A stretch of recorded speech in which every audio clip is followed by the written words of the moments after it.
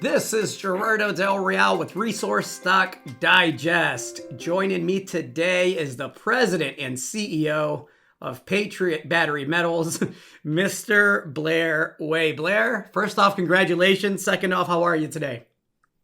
Thanks, Gerardo. Yeah, doing great. Sitting in Vancouver for a change, and yeah, it's been a big couple of days, actually almost a week, pulling all this stuff together to just get the data to where we finally put it out, and we got it out there, and I think people should be pretty happy with what we put out.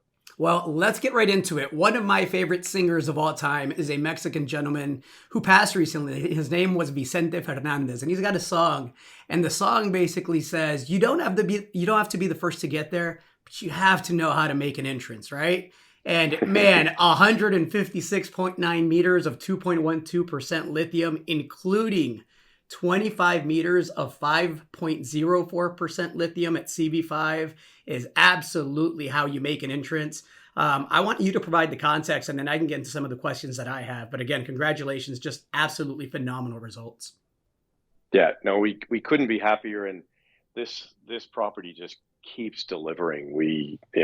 As you know, when we drill in the pegmatites, we can see the spodumene.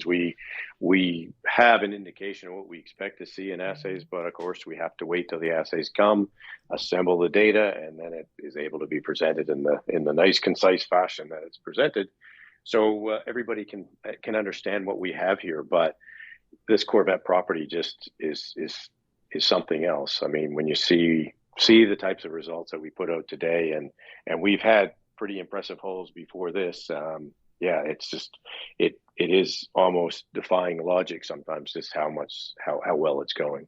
Every news release has absolutely exceeded expectations. You've been doing some very important non-drilling related work that I want to get to later in this conversation.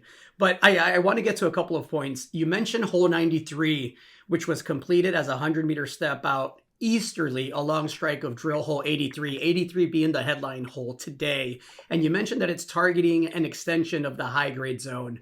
Darren makes mention of that significant high-grade zone and that your drill spacing is 50 to 100 meters. Can you touch on that? Because as exciting as the maiden resource estimate figure that everybody has in their head, I have my own, I'm sure everybody has a number.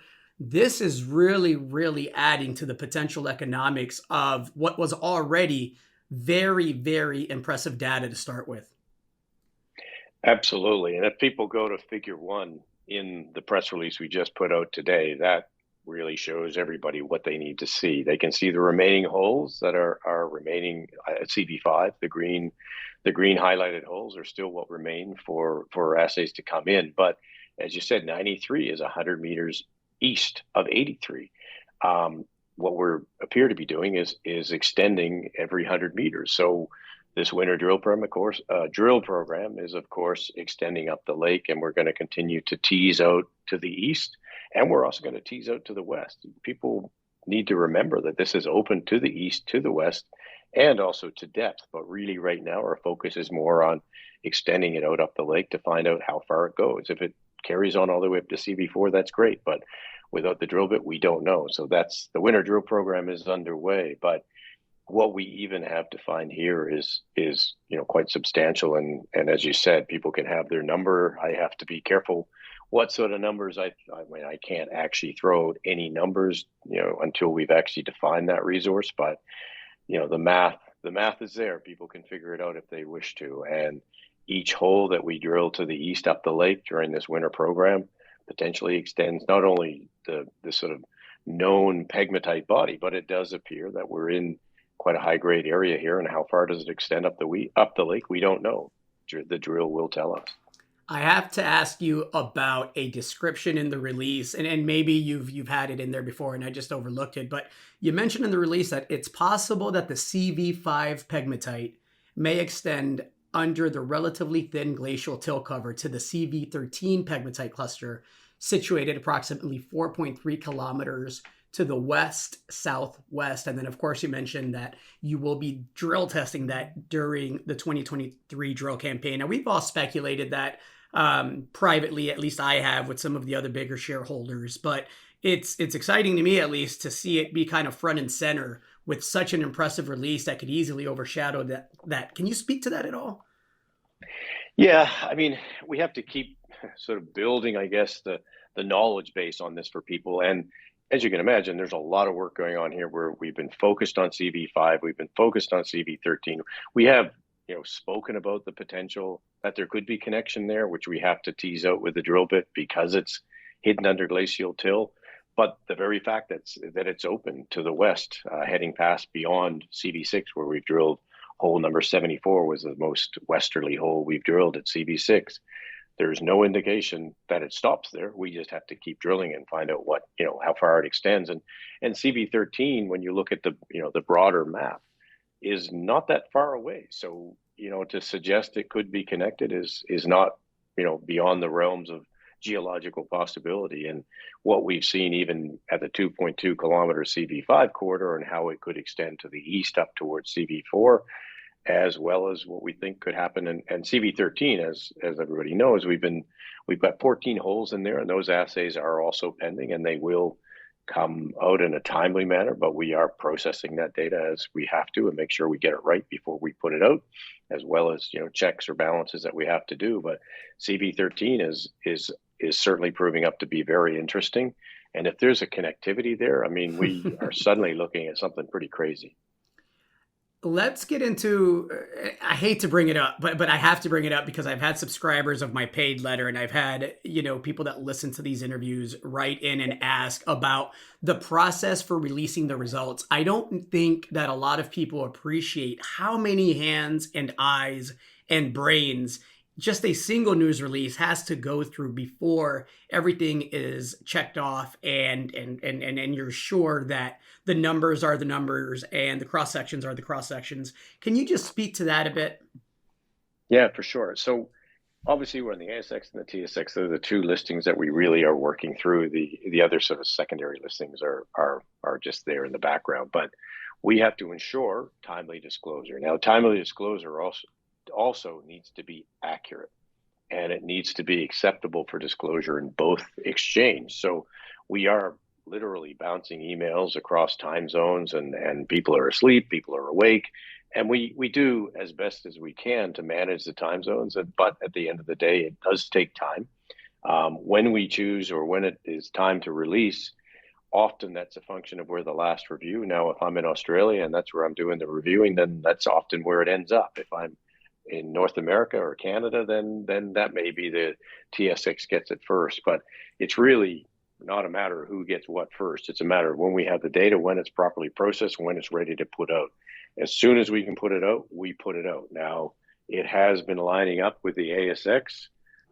That's more a function of just the process of reviews, and we are doing extra careful checks just to make sure we are compliant for our ASX reviews. So that generally means that's the last spot for reviewing before it's ready to go out as meeting our timely disclosure requirements. But it's a ton of work. It's the challenges of being dual listed, and at any given time, one exchange is going to feel like they're missing out on something. But at the end of the day, they are not.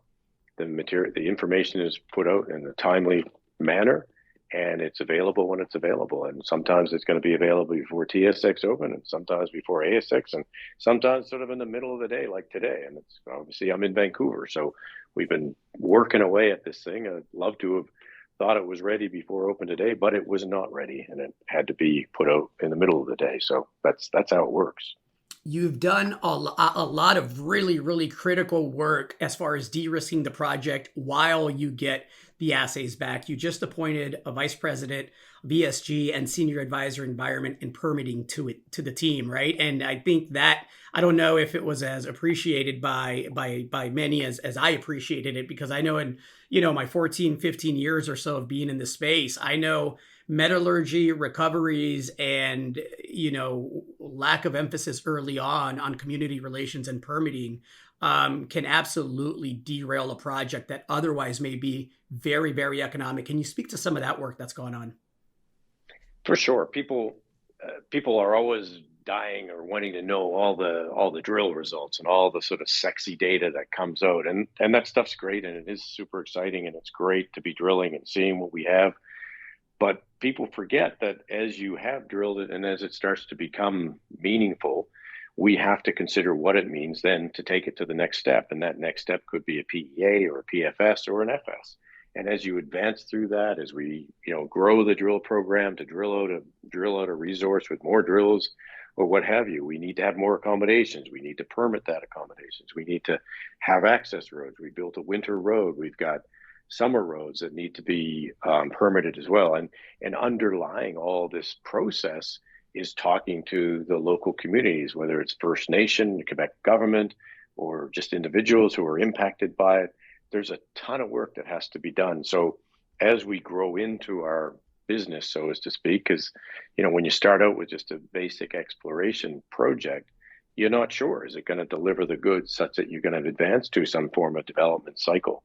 Well, we are definitely advancing into some form of development cycle where we're heading towards a PFS and a project description and all the permitting activities, whether it's environmental baseline, First Nation relations, and basically managing stakeholders and understanding and communicating how our project may impact a certain area that we're working in. And that's a ton of work.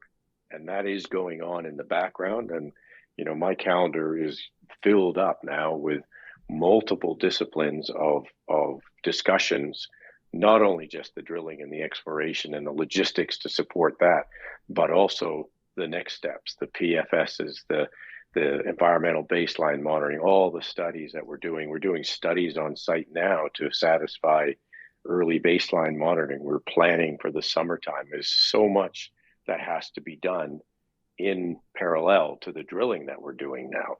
And as we advance, that gets even busier. So there'll be more people brought on as the company grows in scale and activities.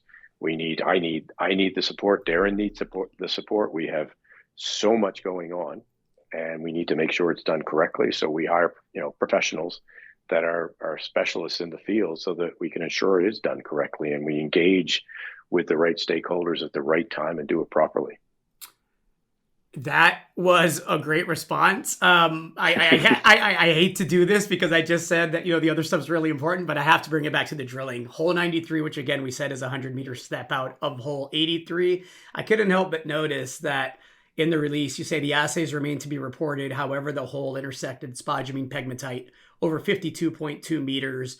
I can't wait to see what those numbers look like, because if the high grade zone is tilting over towards the east, and this is a 100-meter step out to the east, and you have 52.2 meters of spodumene pegmatite, then forgive me if the imagination runs a little wild. This can get really fun, really quick. It's been an awesome ride thus far. I'll ask you about the drill program in the next week or two, because this was a lot. Anything you want to add to that, Blair?